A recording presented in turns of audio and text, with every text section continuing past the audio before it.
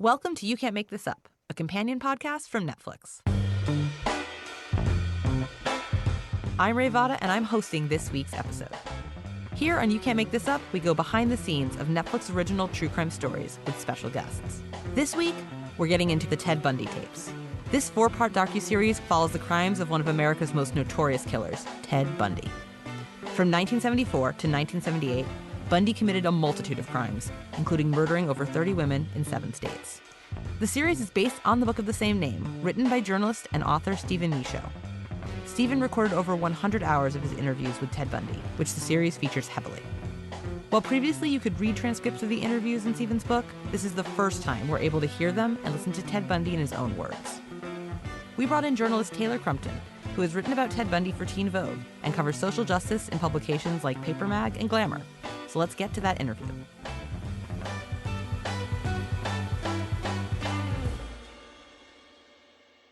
Stephen, thank you so much for talking to me this morning. How are you? I'm just fine. We're getting ready to get frozen to death here, but right now it's just great. Oh, no, that's terrible. So for listeners who don't know you, could you briefly explain your connection to the docuseries? I'm Stephen Miko, and back in the early 1980s, I conducted a series of journalistic interviews with Ted Bundy at the Florida State Prison over a period of about 6 months. And those conversations became the basis of the docuseries, Conversations with a Killer. There are tapes as well that my partner Hugh Aynesworth recorded with Bundy in the same period of time. And I know, as someone who has watched this series, you spoke about how you recorded over 100 hours of tape with him, and you were very personal. Y'all had similar shared lived experiences of growing up in the Vermont and Seattle area. So could you kind of speak about how it was even being in that room with him consistently?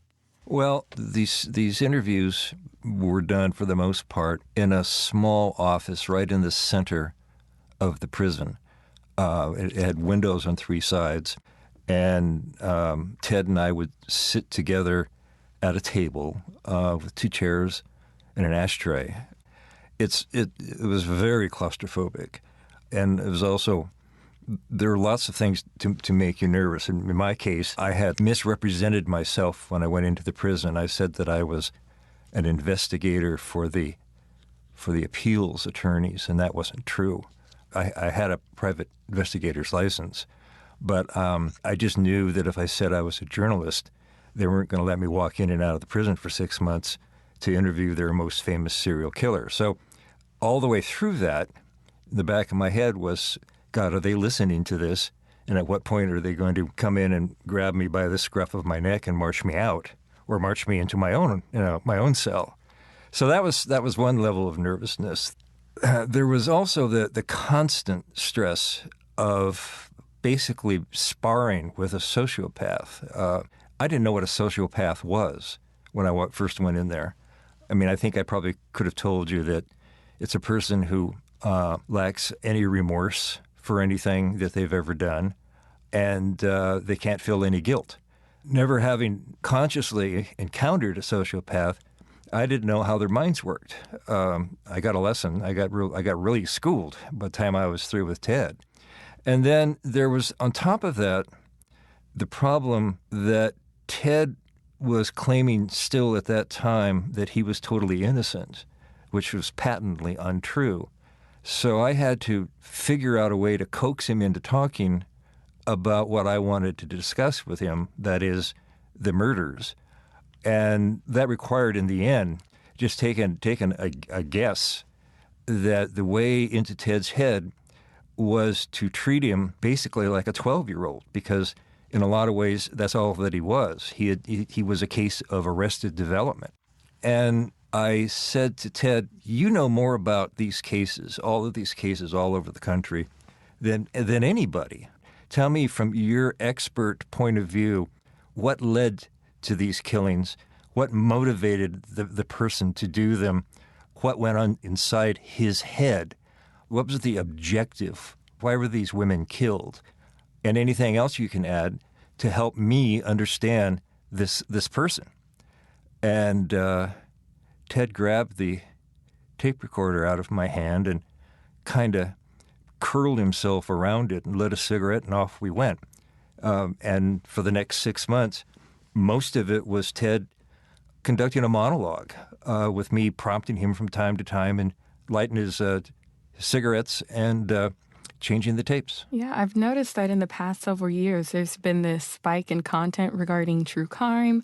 The movie that's coming out starring Zac Efron, there's new documentaries coming out every day about serial killers and kind of like this history. So how do you feel about the uprise in this current phenomenon?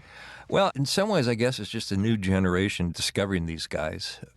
I mean, the original interest in serial killers came in the 1970s. The term wasn't even known. And when I first met Ted, nobody had ever used the term serial killer.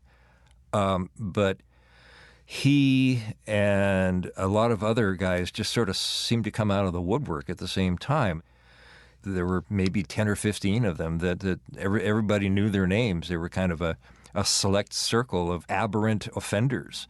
I think that people who didn't live through all of that are sort of newly aware of what went on and what is probably still going on. I think, instead of driving around the way Ted did and other guys did, I think most of them are probably operating on the internet. Mm-hmm. I've been thinking a lot about Ted Bundy in the kind of context of this new generation that you've spoken of. When we're in the eras of Me Too and awareness around sexual assault and violence for folks with marginalized identity, and especially in Ted's case, I was curious about how much of his kind of anonymous being able to walk into a crowd and not be seen is tied a lot to his white male privilege and his identity. Because several times throughout the documentary series, we kind of witness this very positive treatment of Ted by law enforcement officials. And even in the Florida trial, at the end of it, the judge kind of compliments him for his actions in the courtroom, for defending himself, even making a statement that, I wish you were a lawyer so you could practice in front of me. So I saw several times throughout this series that a lot of this confusion, because Ted, in my opinion, kind of weaponized his white male identity to hide in plain sight. And I was curious if you kind of saw any of that in your reporting, or maybe thinking of it now as we're talking about, these intersectional social justice movements, if you think that Ted's whiteness had anything to play in his anonymous factor. Those are all good points. My consciousness was not nearly raised enough back in 1980 to think of this in those terms, but there's truth in what you say. Ted's whiteness and his blandness worked very much in his favor. As a sociopath, he worked very hard at making himself appear friendly, appear kind of concerned, mild. One of the things that was important in his story, in understanding Ted, was the number of people who knew him who were absolutely persuaded he could not have done any of these crimes.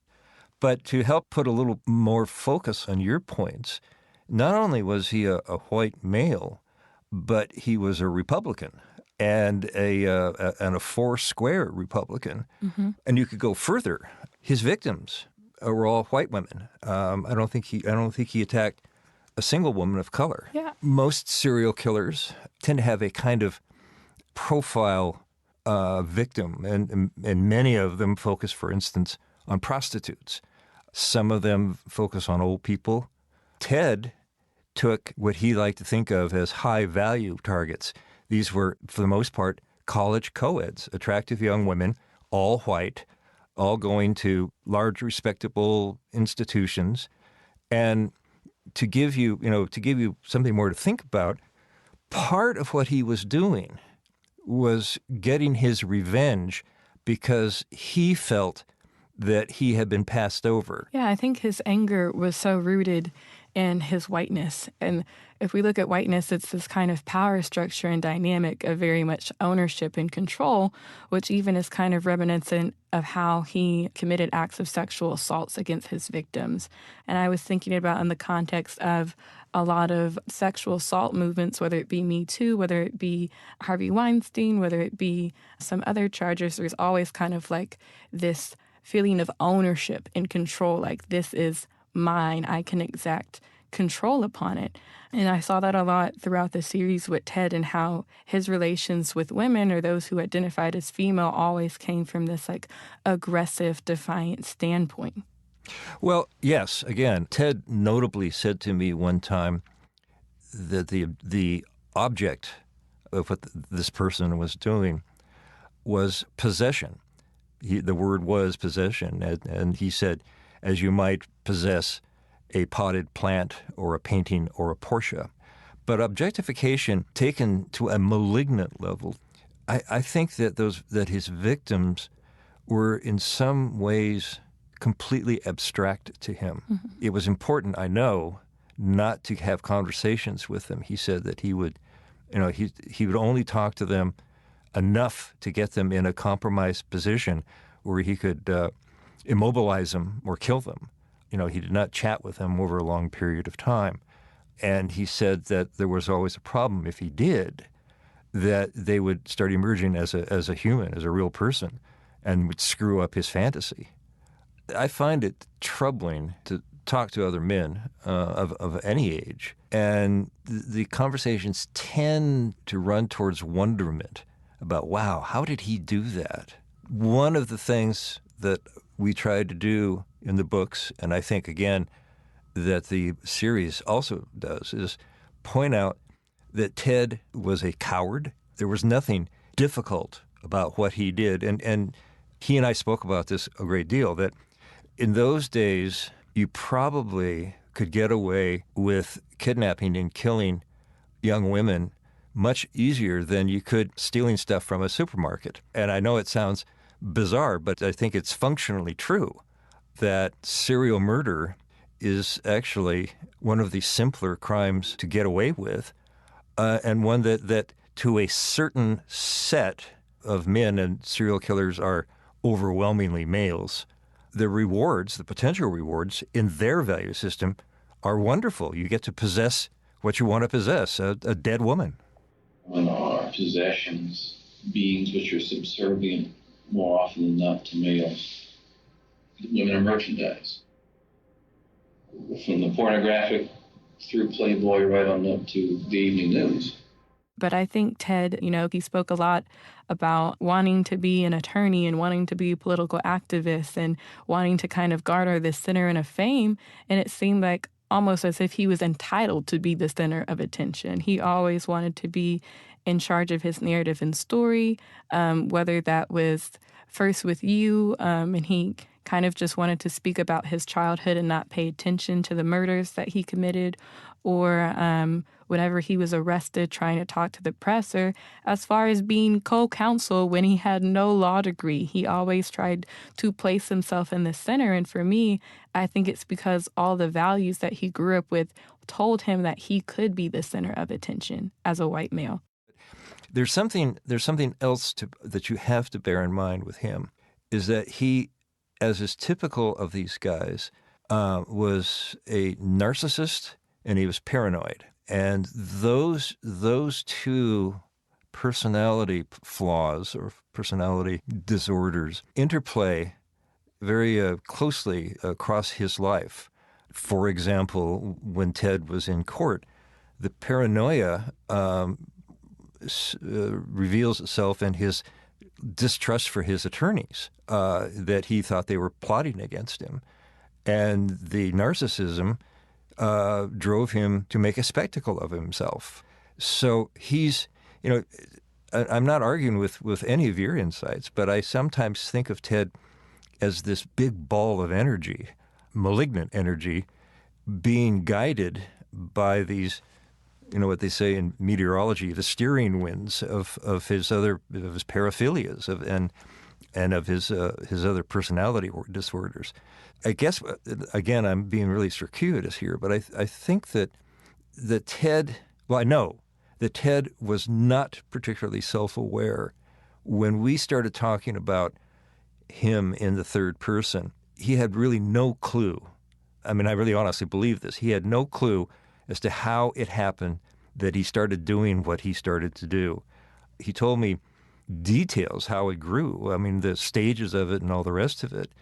I remember him saying to me one time, he faulted what he became. He faulted society. And what he faulted society for was giving people such as him too many choices. And his way of illustrating that was to say that perhaps if this individual, as he often referred to himself, was raised in a really highly restrictive, hierarchical society, that all of this evil plasma inside of him would have expressed himself in demon stamp collecting. And this then gets us back to the fascination with Ted, is that he was brilliant at exploiting the structure of society, I guess is a way to say it, the presuppositions, the kind of undigested assumptions about how things are. So yeah, I think all of what you say is true. I was thinking about how you brought up how Ted represented himself during the trial. And it was very similar to me to how the Charleston shooter Dylan Roof also represented himself during the trial.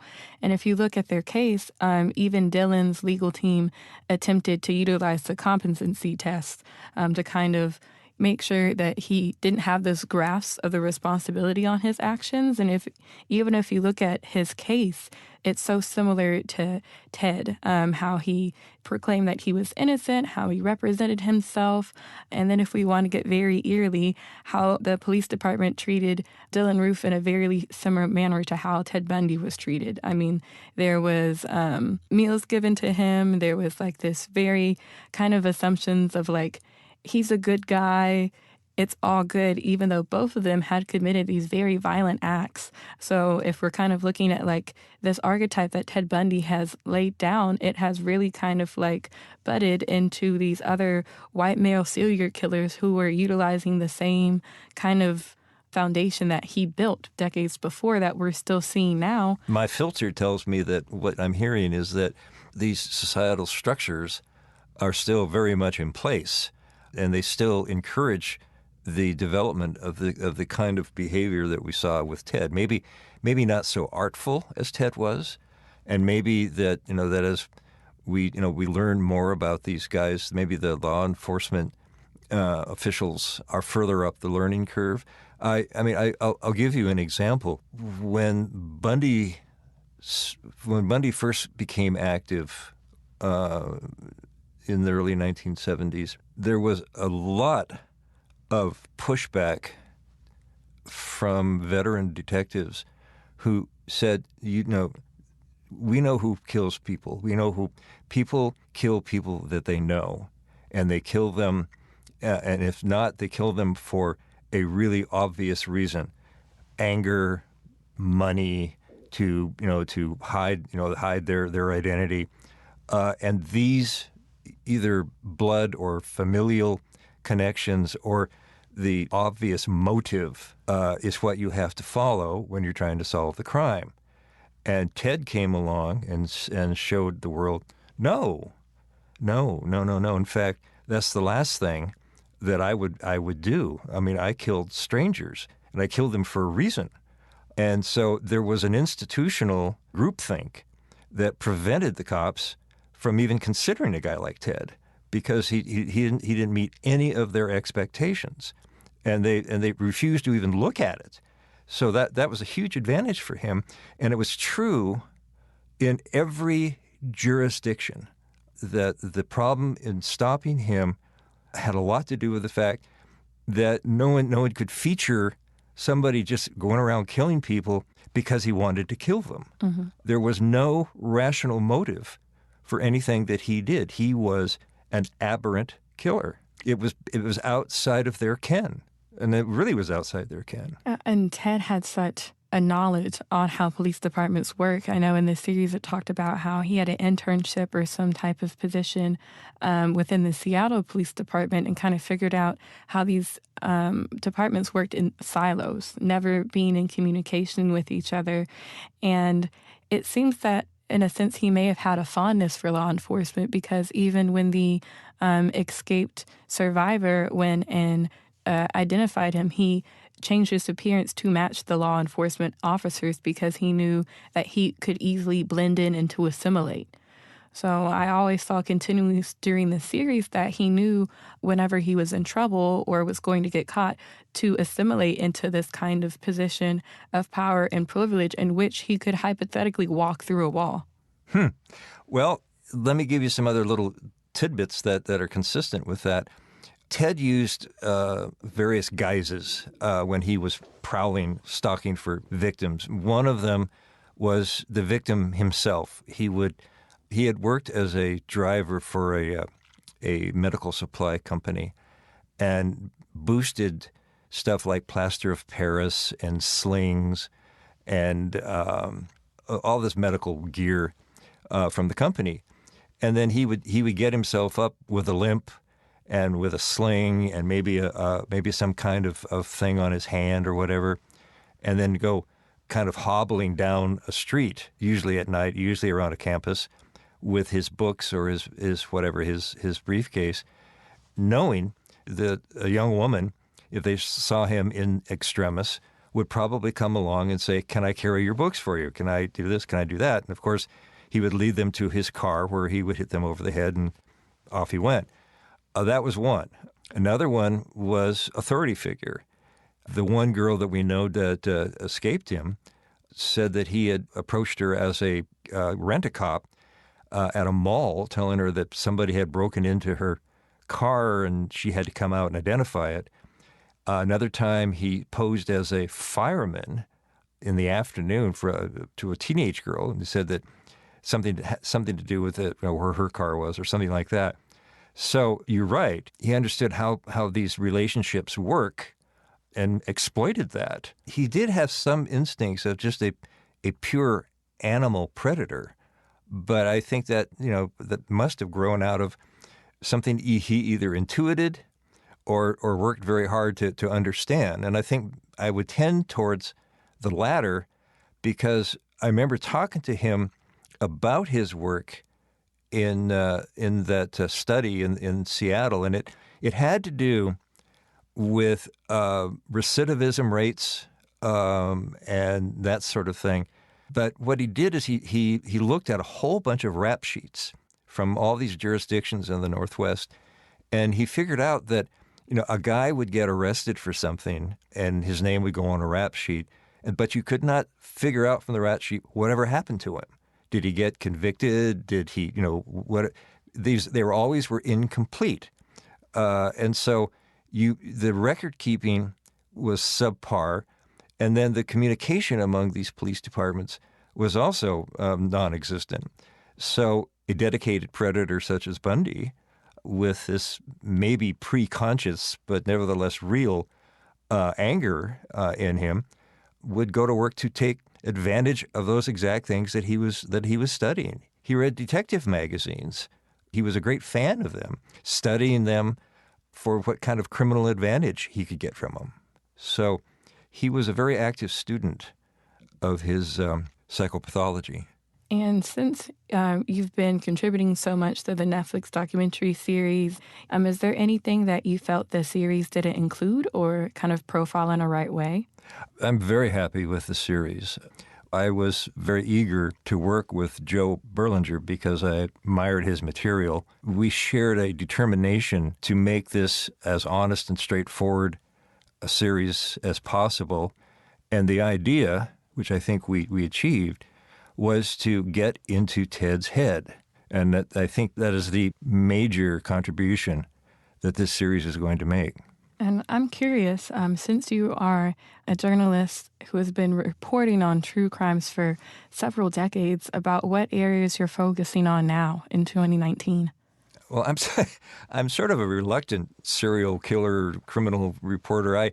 When I finished the Ted book, I thought I was going to go back to work and be a magazine journalist, and I couldn't get anybody to hire me. So I sort of became a book writer with a specialty in crime. Because of market forces, I had to eat, and I do other things. It's not my exclusive interest. So I've got some stories that are more conventional, more people with real motives, greed, anger, more of a sort of a mainstream, good old American killing, but they tend to be more multi-level than falling around one serial killer. These are, there's a lot of participants in the plot or whatever the story is. That makes them complex and interesting to me. Well, Stephen, I want to thank you so much for taking time out of your day to talk to me. I enjoyed it. I think you taught me some things, or you encouraged me to think in different ways, and so I owe you a thank you for that. I believe there's a lot of substance to your analysis, and it would probably help for a lot of people in authority to learn how to think that way, or at least be open to that possibility, because the inability to think, to use the cliche, outside the box, was one of the major reasons they had trouble catching Ted, right? True, and anytime. It was a pleasure talking to you.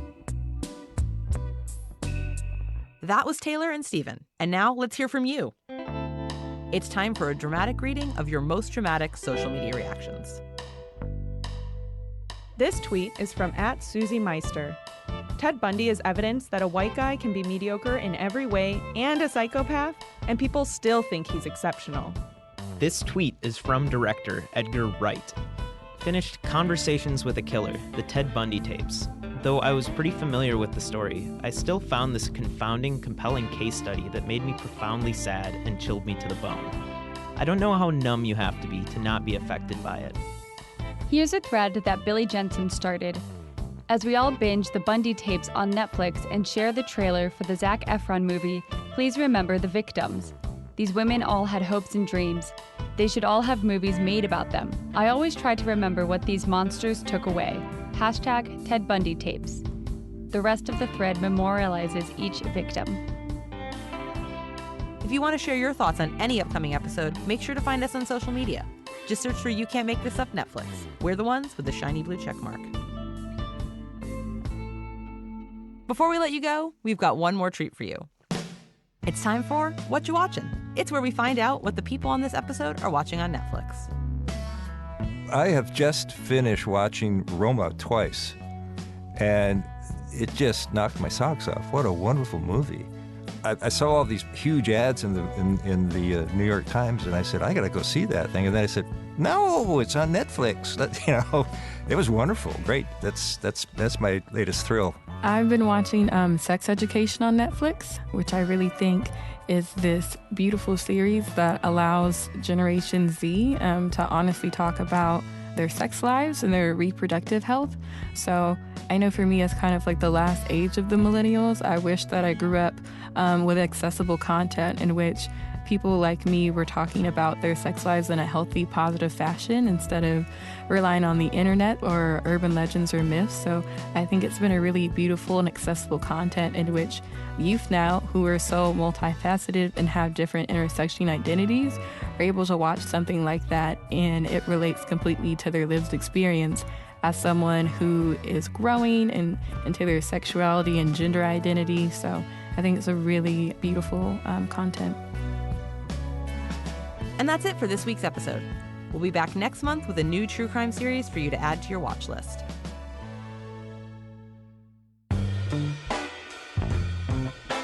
You can find this show on Apple Podcasts, Stitcher, Google Play, Spotify, and wherever else you get your podcasts. Make sure to subscribe, rate, and review this show. It helps other people find it. It also makes us feel all warm and fuzzy inside. You Can't Make This Up is a production of Pineapple Street Media and Netflix. Our music is by Hansdale Sue. I'm Ray Vada, and thank you for listening.